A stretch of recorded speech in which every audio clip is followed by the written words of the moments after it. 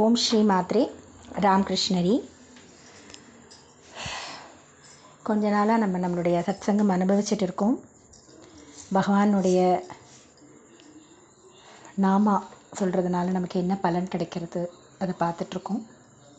நேற்று ஹரி விட்டல் அண்ணா தம்பி அவளுடைய கதை நம்ம கேட்டுட்ருக்கோம்.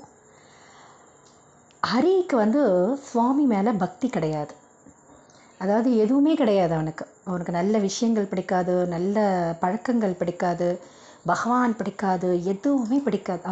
அவனுடைய பேரே பிடிக்காது. ஹரி விட்டல் அப்படின்னு அவன் சொல்லவே மாட்டான். யார் கேட்டாலும் அவனோட பேர் அவன் சொன்னது கிடையாது. அவன் தம்பி விட்டல்ன்ற பேர் அவன் சொன்னதே கிடையாது. ஏய் இங்கே வா, நீ போ, அப்படி தான் பேசுவான். அந்த மாதிரி ஒரு புத்தி பகவான் அவனுக்கு கொடுத்துருக்கா. அப்போது ஒரு ஞானி ஒருத்தர் அந்த ஊருக்கு வரான். அப்போ விட்டலுக்கு எல்லாத்து மேலேயுமே ரொம்ப ஒரு பிரியம் உண்டு. பெரியவாள்லாம் பார்த்துட்டா அப்படின்னா ஆற்றுக்கு கூட்டிகிட்டு உபசரிக்கணும் அப்படின்ற எண்ணம் உண்டு. அப்போது ஒரு ஞானி அவள் ஊருக்கு வரான்.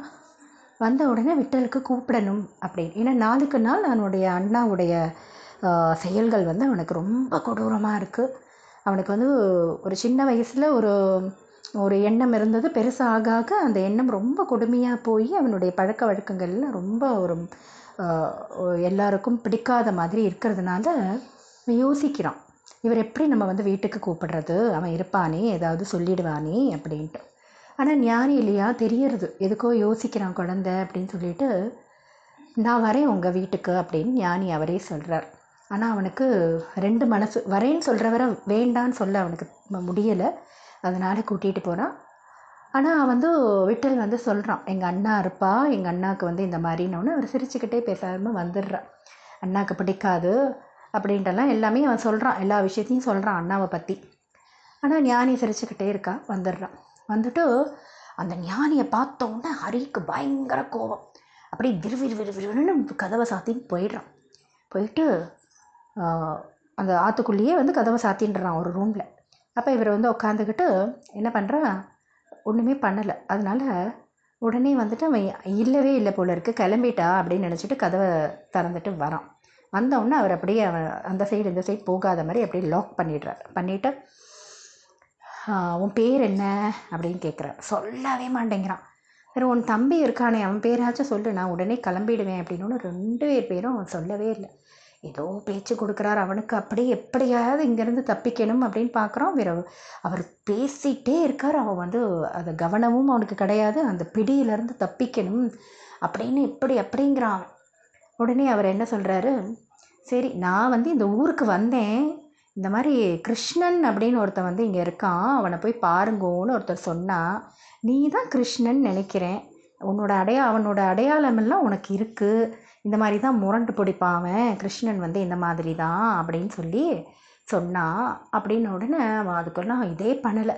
நீ கிருஷ்ணன் தானே, நீ கிருஷ்ணன் தான் அப்படின்னு சொல்லி நான் பாட்டுக்கு கிளம்பிடுறேன், அவனை பார்க்கணுன்னு எனக்கு ஒரு இது, அதான் நான் வந்திருக்கேன் அப்படின்னு. உடனே அவனுக்கு அவனோட பேரையும் விட்டல் பேரையும் சொல்லக்கூடாதுன்றதுல ரொம்ப தீவிரமாக இருந்தவன் அவனை ஒரு மாதிரி ஒரு இதில் லாக் பண்ண உடனே அந்த சைடு இந்த சைடு நகராத மாதிரி, பேச்சிலையும் எதுலேயுமே இது பண்ண முடியாத மாதிரி அவர் ஞானி அவர் பேசிகிட்டு இருக்கும்போது, நான் ஒன்றும் கிருஷ்ணன் கிடையாது, ஆனால் என் பேர் சொல்ல முடியாது, நான் கிருஷ்ணன் கிடையாது அப்படின்னு கோவமாக சொல்கிறான். அவர் சிரிச்சுக்கிட்டே, அப்படியா, இதை முதலே சொல்லியிருக்கலாம்ல அப்படின்னு சொல்லிட்டு கிளம்பிடுறார். விட்டலுக்கு ஒன்றுமே புரியலை. எதுக்குடா இவர் வந்தார், இவர் ஏன் இந்த மாதிரி பண்ணாருன்றது புரியவே இல்லை. அப்படியே காலங்கள் போகிறது, எல்லாருக்கும் வயசாகிறது. ஹரி காலம் திறந்தாச்சு, இறந்து போயிடுறா. அப்போ இறந்து போய் பார்த்தா சொர்க்கத்தில் இருக்கா. ஒன்றுமே புரியலை அவனுக்கு. அப்போது அங்கே மேலே யமதர்மராஜன் கணக்கு பார்க்குறார். முதல்ல நம்ம அந்த யமனுடைய இதுக்கு தானே போவோம், அப்புறம் தான் அடுத்தது தான் நம்ம சொர்க்கமா நரகமா வைகுண்டமான்றது நம்மளுடைய கணக்கை 2 பேரும் பார்த்துட்டு, யமதர்மனும் உட்காந்து அந்த கணக்கு பார்ப்பா இல்லையா, அதெல்லாம் பார்த்துட்டு தான் அடுத்த லோகம் நம்ம எங்கே போவோம் அப்படின்றது நமக்கு தெரியும். அப்போது இந்த ஹரியோட இதை பார்க்குறா. சித்திரகுப்தனும் யமதர்மராஜனும் கணக்கு பார்க்குறா. கணக்கு பார்க்கும்போது எல்லாம் தவறுகள் தான், தப்பான பழக்கம், தப்பான சிந்தனை, தப்பான எண்ணங்கள், தப்பான செயல்கள் எல்லாம். ஆனால் ஒன்றே ஒன்று, ஒரே ஒரு தடவை கிருஷ்ணா அப்படி சொல்லியிருக்கான். நான் கிருஷ்ணன் கிடையாதுன்ட்டு கிருஷ்ணா. அப்போ யமதர்மராஜனுக்கும் சித்திரகுப்தனுக்கும் ஒன்றுமே புரியலை. நீ ஒரு தடவை கிருஷ்ணா சொல்லியிருக்கியே, இதுக்கு என்ன பலன், இதுக்கு என்ன பலன் கொடுக்கறது அப்படின்னு ஒரே தவிப்பு. உடனே அவன் வந்துட்டு உடனே சித்திரகுப்தன் சொல்கிறான், நம்ம என்ன பண்ணலாம், கைலாசத்துக்கு போய் சிவபெருமானை போய் கேட்போம். அவர் தானே நமக்கு இது முதல் இது, அதனால் அவரை போய் கேட்போம். இந்த ஒரே ஒரு நாமா, கிருஷ்ணனுடைய பகவான் நாமா சொல்லியிருக்கானே, அதுக்கு என்ன பலன் கேட்போம். ஏன்னா சிவபெருமானும் பெருமாளுடைய நாமாவை தானே சொல்வார், நம்ம போய் கேட்போன்னு உடனே அந்த ஹரி சொல்கிறான், நான்லாம் இப்படியே வரமாட்டேன், என்னை நீங்கள் தோளில் தூக்கிட்டு போங்க, அப்போ தான் நான் வருவேன், இல்லை பல்லக்கு வச்சு என்னை தூக்கின்னு போங்க, என்னாலாம் நடந்து வர முடியாது அப்படின்னு அவ்வளோ அதிகாரமாக சொல்லுவான். அங்கே வந்துட்டு கூட அவனுக்கு அந்த புத்தி தான். உடனே இவனை பல்லக்கில் உட்கார வச்சு தூக்கிட்டு போகிறா. எங்கே போகிறா? கைலாசத்துக்கு போகிறா. சிவபெருமான் கிட்ட போய் கேட்கறதுக்கு. எதுக்கு? ஒரு தடவை கிருஷ்ணன்ற நாமா சொன்னதுக்கு என்ன பலன் கொடுக்கணும். நாளைக்கு பார்ப்போம் பரமசிவன் என்ன சொல்ல போகிறான். இந்த ஒரு தடவை நாமா, அதுவும் எப்படி சொன்னான், கேலியா கிண்டலா சொன்ன அந்த ஒரு நாமாக்கு என்ன பலன்றதை நம்ம நாளைக்கு பார்ப்போம். ராமகிருஷ்ண ஹரி. ஓம் ஸ்ரீ மாத்ரே.